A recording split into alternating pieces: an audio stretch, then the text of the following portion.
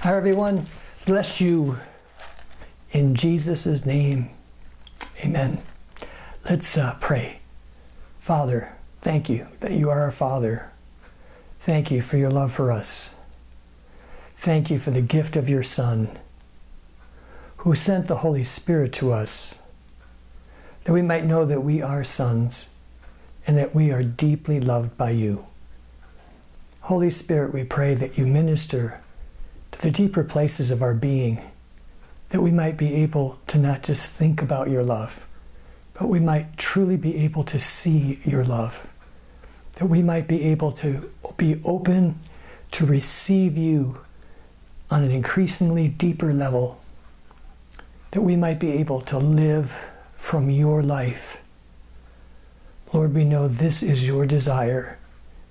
We confess that this is our desire. Lord, we want to live from your life.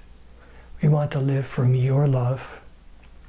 And we do not want to simply believe in you. We want to have an active trust in you, where we entrust all who we are to you without any reservation, not in any sense holding back anything, that we might be truly one with you in spirit and truth. Lord, we know this is your desire. In fact, you made it all possible through your Son, Jesus. So Lord, help us now to see, to hear, that we might enter into this life, that both your joy and our joy might be made full. Amen. Well, I'd like to begin a series within this series on the Eucharist, or the covenant meal. And it's come to my attention that some people might wonder, why am I talking about the covenant meal, the Eucharist, so much? I mean, don't we kind of get it now? We understand. It's not like we've never heard about this before, and it's not like you've never, Jordan, never taught about it before. And I know numbers of you have read what I have written in Common Ground. We seem to have a handle on it, we think. And that's what I would have said. But it becomes clear to me that there is significant parts of what that revelation is about that I've been missing, and I think you all might be missing too. And the Lord really wants us to enter into this fuller dimension of his life. He really loves us, and he wants us to enter into the covenant meal the way he intended. So, is this significant? Is this all that important? Let me just look at some parts of that passage in 1 Corinthians 11. We've made reference to it before. Actually, this passage, because of the early date of Corinthians, this actually is the earliest known record that we have of the Lord's Supper from Paul's writing in 1 Corinthians 11, starting with verse 23, which I'm going to read. 1 Corinthians 11, starting with verse 23. So Paul is telling the brothers and sisters at Corinth, he's saying, "For I received from the Lord what I also delivered to you, that the Lord Jesus, on the night when he was betrayed, took bread, and when he had given thanks, he broke it and said, 'This is my body, which is broken for you. Do this in remembrance of me.' In the same way, also he took the cup after the supper, saying, 'This cup is the new covenant in my blood. Do this as often as you drink it in remembrance of me. For as often as you eat this bread and drink this cup, you proclaim the Lord's death until he comes.'" So, is this significant? First thing, Paul says, I received this from the Lord. Jesus Christ entrusted this to me, this revelation. Now, some exegetes, commentators, say he might have been talking about a vision he had or a revelation, but most think that it was the revelation that the church had received that was passed on to Paul, passed on. I received it, and now I'm passing it on to you, just the way it was passed on to me. And I received it as from the Lord. Now I'm passing it on to you, Corinthians, this community, brothers and sisters. And so he wants to make it really clear here.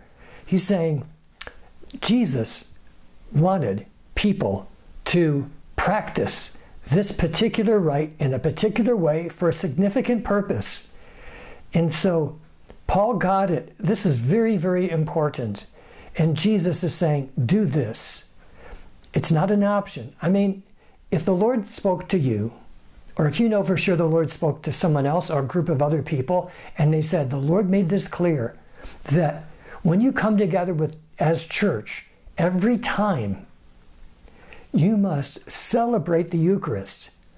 Because if you don't, you won't be church. And that's really true. I've made statements in this regard before, but I don't want to pass over it quickly.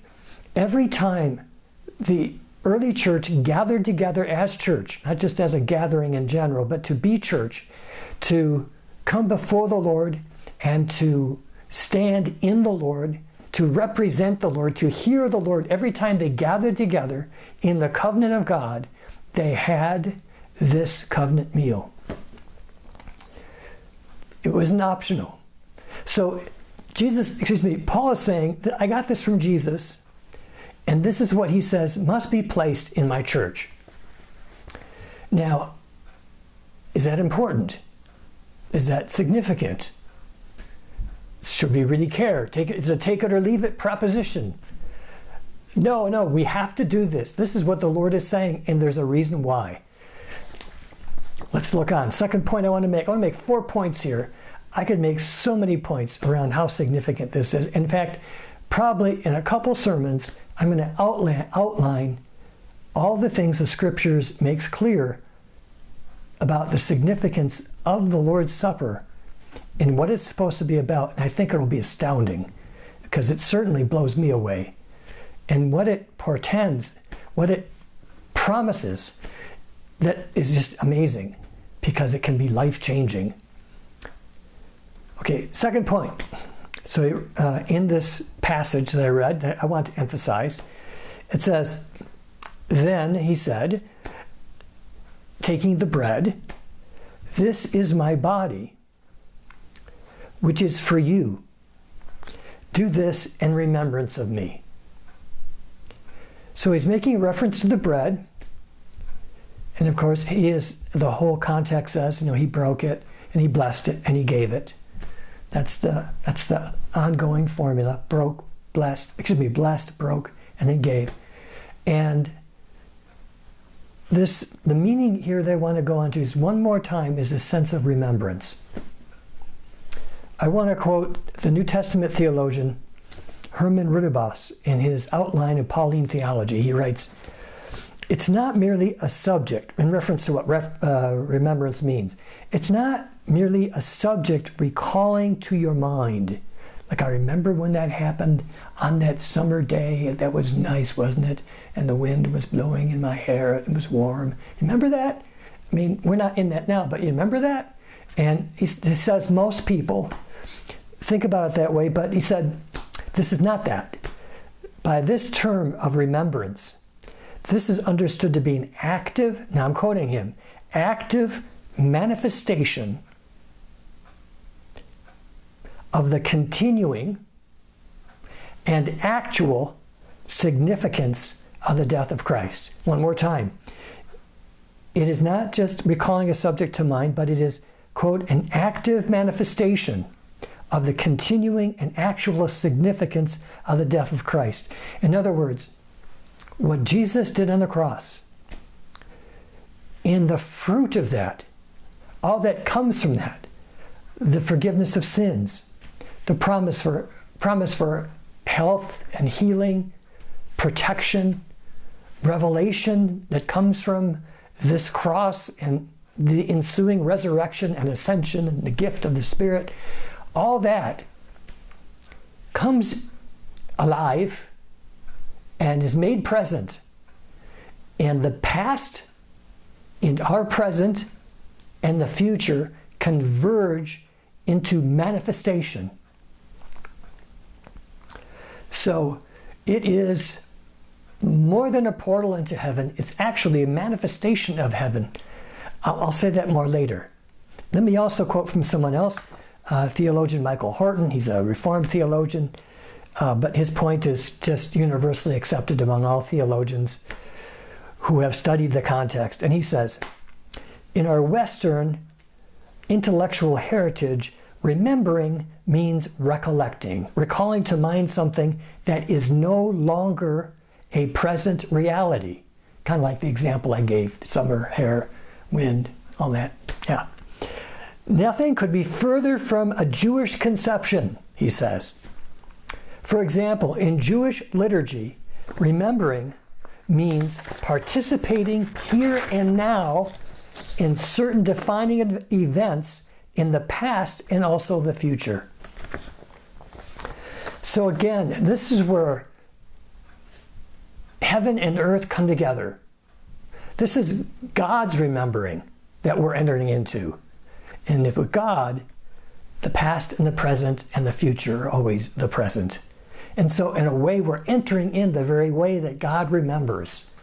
We enter into his reality. His reality, which is the only reality, of course, becomes our reality. In other words, what we perceive to be true, our reality, gets healed, corrected, and redeemed to really see things the way they are. That's his reality. So is the covenant meal significant? I mean, well, if you could actually participate in what Christ has done 2,000 years ago and what he is now doing at the right hand of God for all eternity, the glorified Christ, if you could participate with him that way, would you like to do that?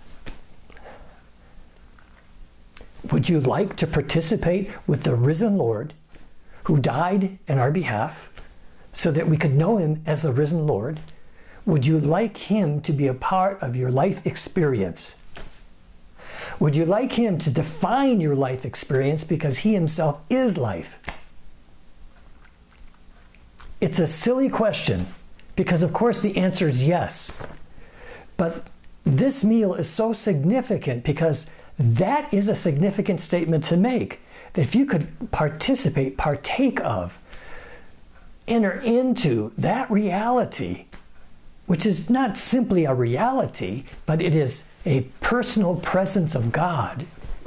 And that person could be someone in your life to reveal himself, reveal who you are to him, reveal his plan for the whole universe, which is to gather people to him in love, and in that gathering, draw them into himself, and there be gathered, there live in that love, so that that love would be so infused in this body of people, the church, the community of God, so embodied and infused that the love of this people would seek to gather others into this love of God. That's what he's about, and that's what he can work within us if we approach this meal with the understanding that he is present and that he is offering himself to the full for us. And yeah, I'd say that's important. I think that makes a huge difference how we live life. Don't you think so?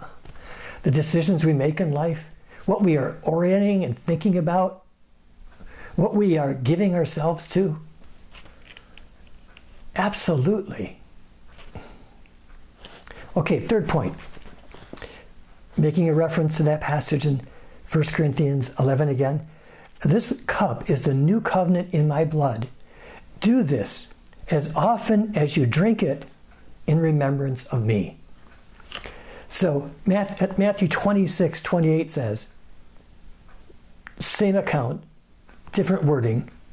Drink of it, all of you, for this is my blood of the covenant, which is poured out for many for the forgiveness of sins.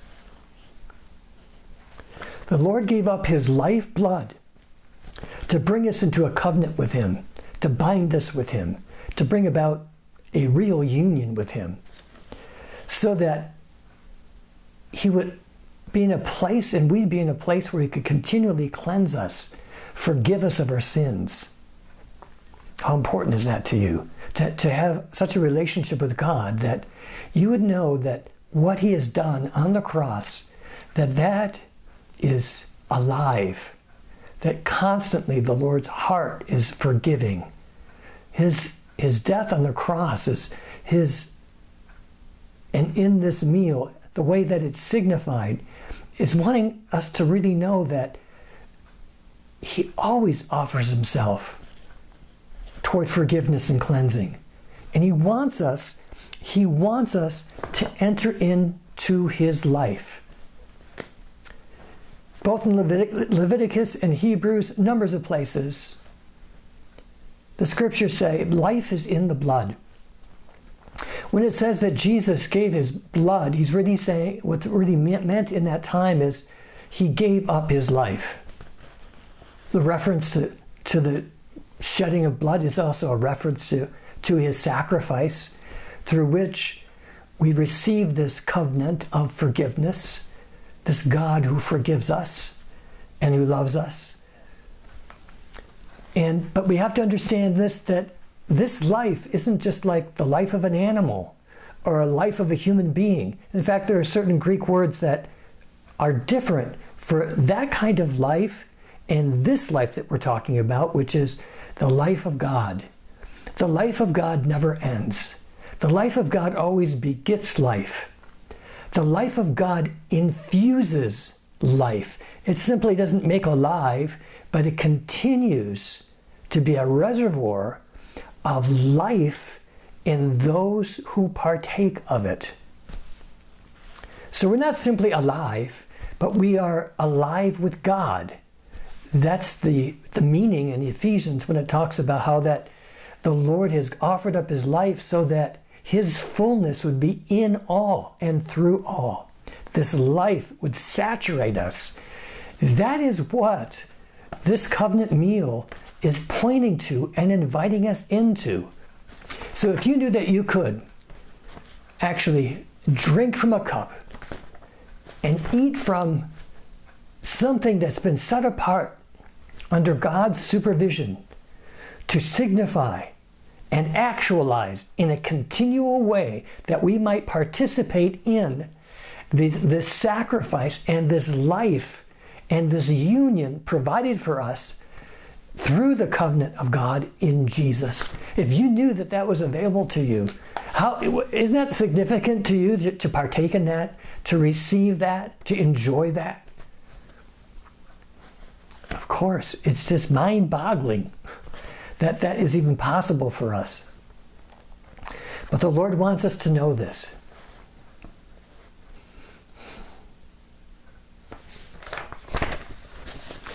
The fourth point I want to make.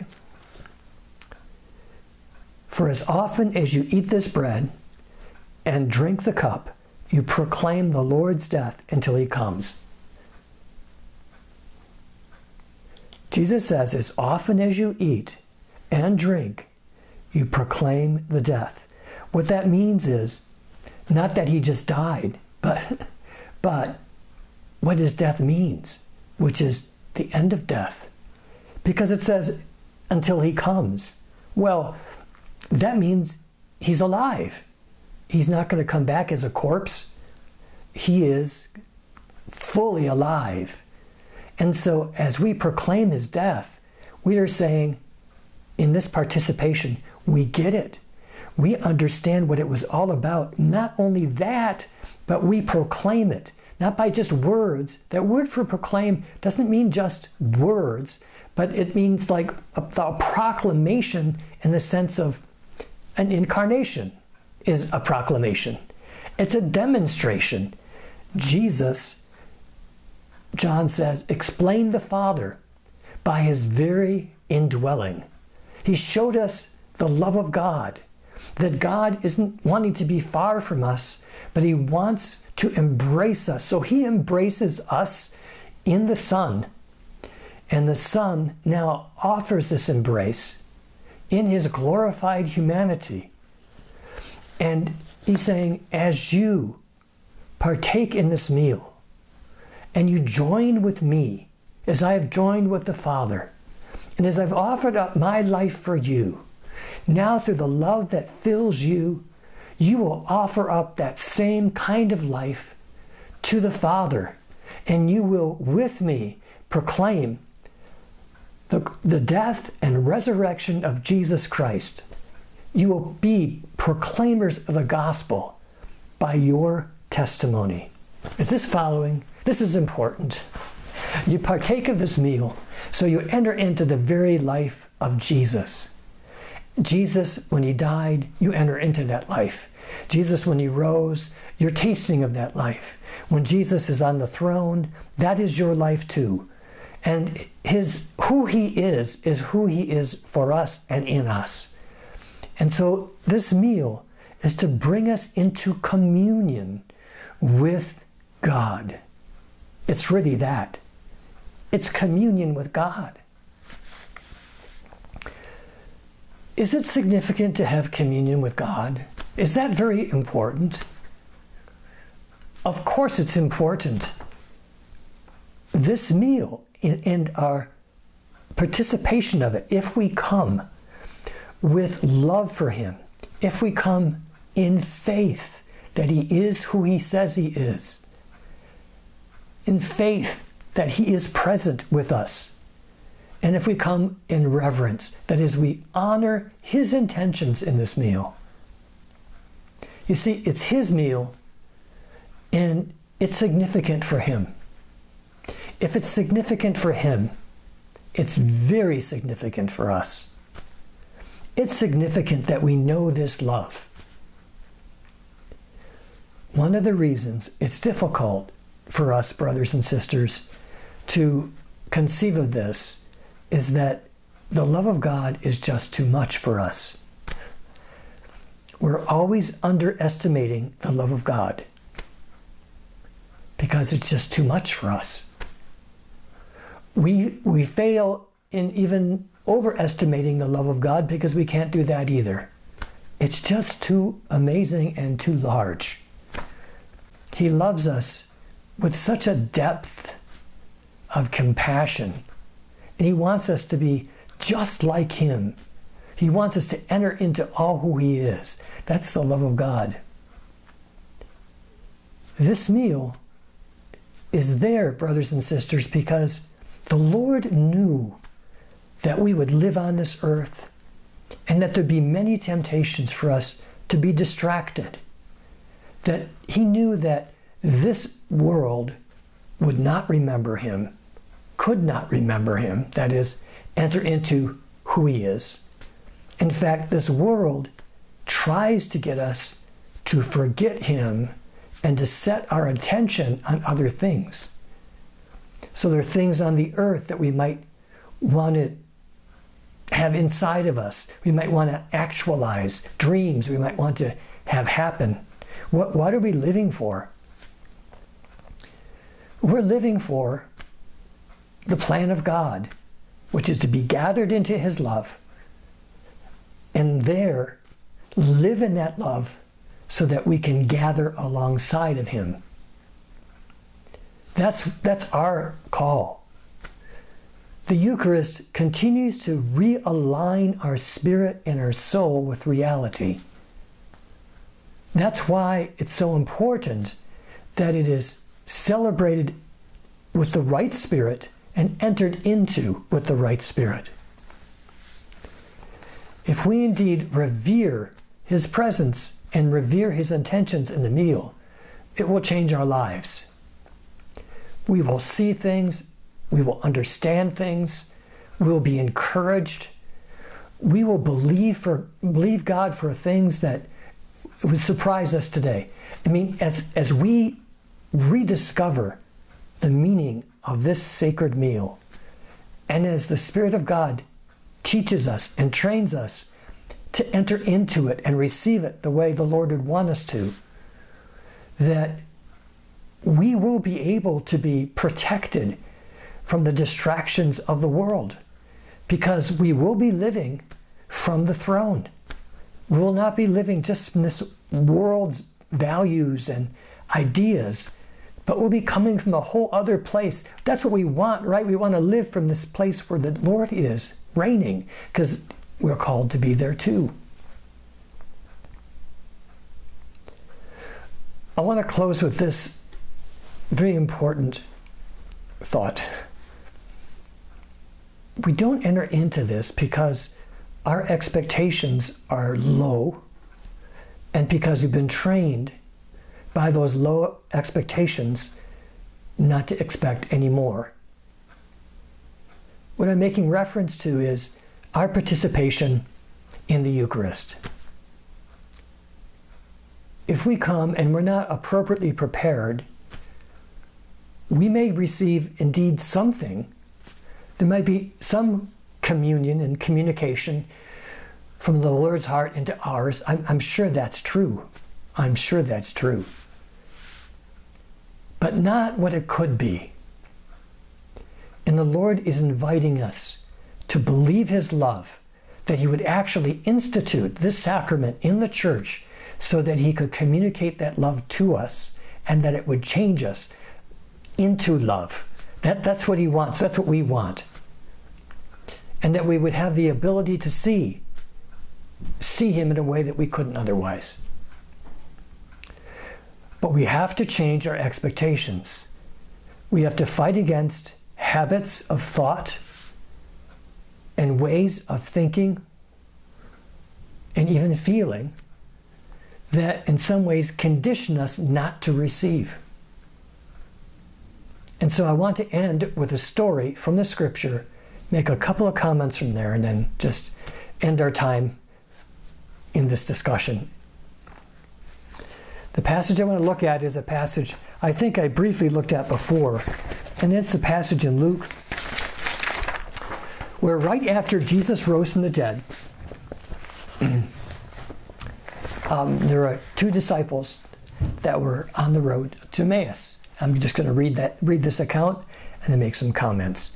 Luke 24:13 through 35.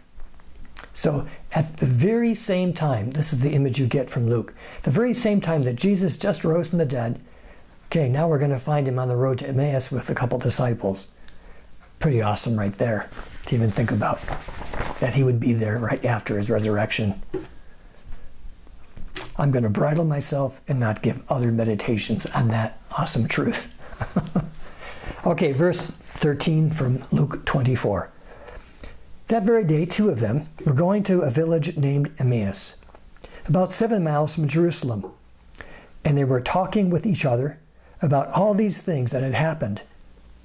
While they were talking and discussing together, Jesus Himself drew near and went with them. But their eyes were kept from recognizing Him. Interesting expression.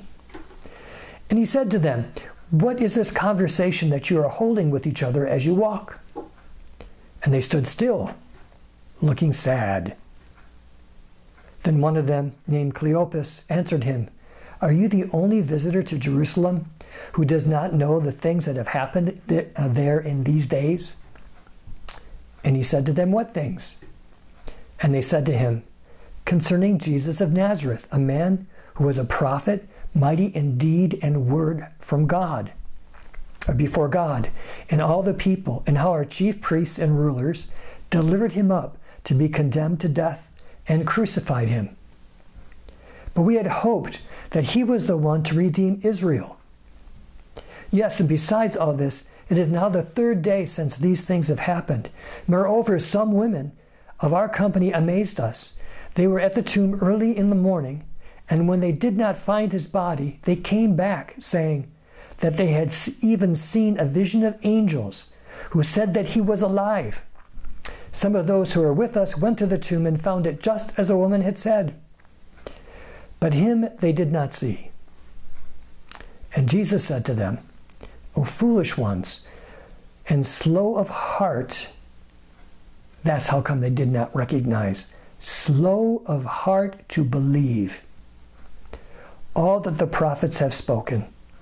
Was it not necessary that the Christ should suffer these things and enter into his glory? And beginning with Moses and all the prophets, he interpreted to them in all the scriptures the things concerning himself. So they drew near to the village to which they were going. He acted as if he was going to go further, but they urged him strongly, saying, "Stay with us, for it is toward the evening, and the day is now far spent." So he went in to stay with them. When he was at table with them, he took the bread, blessed it, and broke it.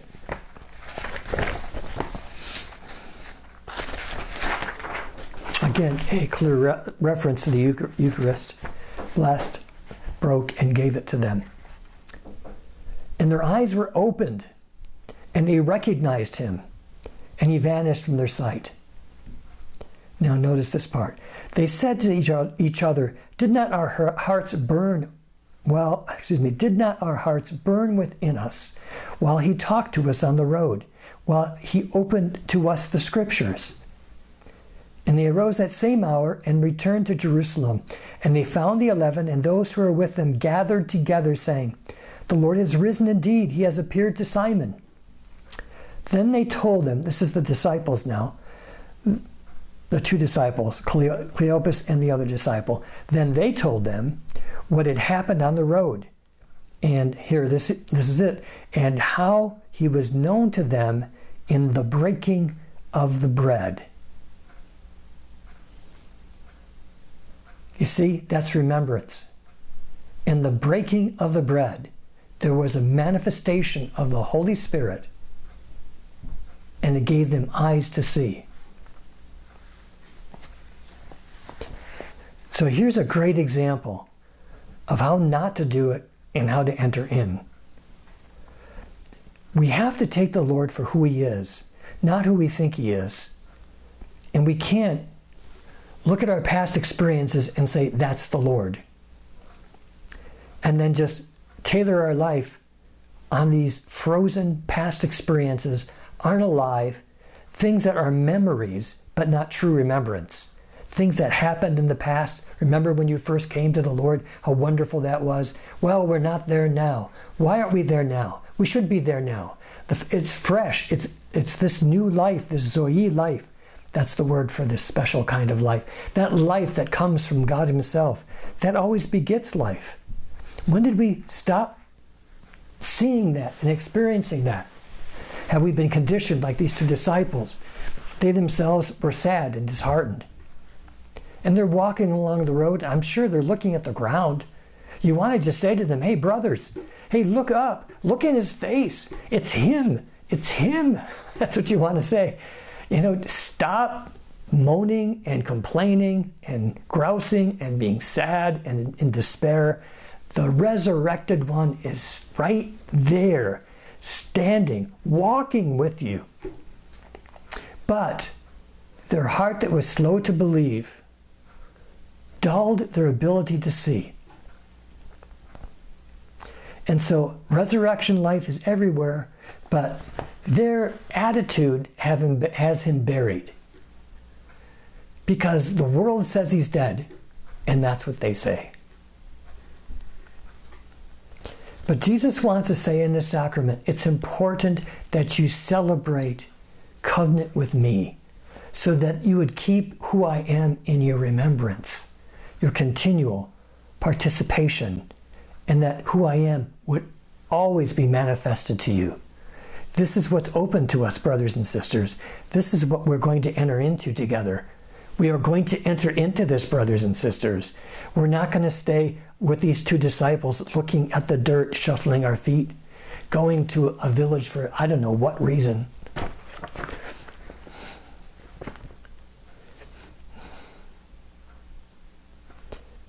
So you want to say to those brothers, slow down, stop, just look at him. And really, that is the way to get out of our mess. Just look at him. Just listen to him. Put aside anything that would somehow just make this sacrament look like it's something that we do as we recall what he did. as in the past, rather than a fresh experience of the living God who's choosing to bring his table from heaven and say, join with me. I want to show you something. I want to show you who I am. And I want you to live this life. And so I'm here. I'm here to forgive. I'm here to infuse. I'm here to encourage. I'm here to call you on so you don't just live day by day for whatever plans you might have, but you might enter into the plan of God, which is so great, and you are designed for that plan. This is what gets refreshed as we come to this table. We leave that table with more zeal and with greater faith because we're able to see the Lord. And just pay attention is all the Holy Spirit's asking us. And as we pay attention, we'll be able to receive what the Lord has offered to us. We have to repent of past expectations. Forget about that. Forget about how you practiced it and you knew about it. And forget about yesterday in general. Every day is a new day in the sense that God is here every day. And we're not committed to the past. We're committed to the present and the future. The Lord always wants to reveal new things. And that's why this meal is here for us. So the Lord is saying to us that when you just walk down the road, when you just go about everyday life, what's your conversation like? What are you thinking about when you think about Jesus and his presence in the church? What are your expectations based on his living presence? How does that shape how you view life and how you live life? You see, when they were walking in that road, Jesus was thinking, I think I'm going to go on. But they said, wait a second, we don't want you to go on. It's late already. And so come in as our guest. And he comes in as a guest, but all of a sudden he's now the host. He refuses to be the guest. He must host. And so there he offers them the Eucharist and they begin to see. And I believe Jesus is saying, if you're not going to track with me, walk with me, and not going to honor the revelation and what I've done in the resurrection, and you're going to keep frozen in a kind of religion that just keeps you frozen to a life that you planned on your own and you're executing in your own power, then I think I'm going to walk on. But in his mercy and compassion, when they insist that he come with them, he does. But again, he's not going to be the guest. He's going to be the host. It's his table. And you know what, brothers and sisters? Our life is his life. And reality is his reality.